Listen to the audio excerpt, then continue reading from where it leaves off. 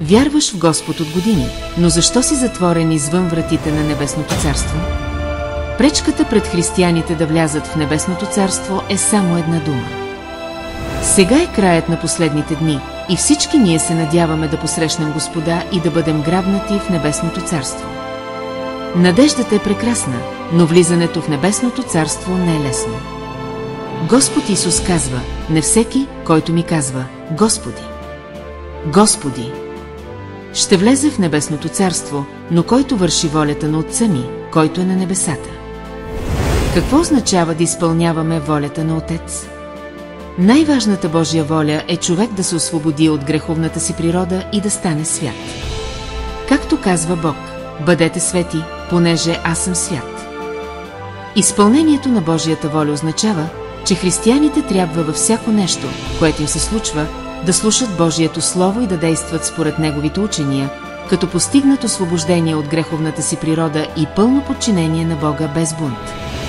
Въпреки че вярваме в Господ, ежедневно четем Библията, молим се, редовно посещаваме църковни събрания, посвещаваме се на Господа, проявяваме любов и помагаме на другите, все още често се поддаваме на греха.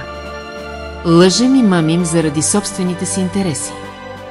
Състезаваме се за слава и богатство, съдим се един друг, не проявяваме търпение и толерантност, изпитваме омраза и завист.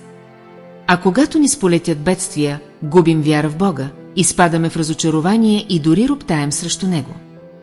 Ние живеем в грях и сме под контрола на сатанинската природа. Не сме постигнали святост.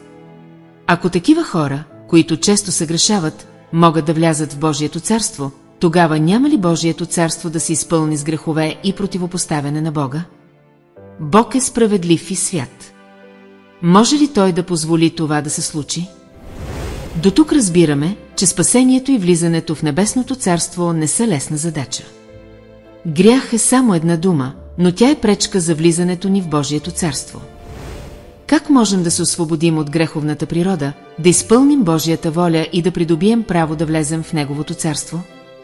Ако искате да научите повече, ви каним да се присъедините към безплатната онлайн група за изучаване на Библията.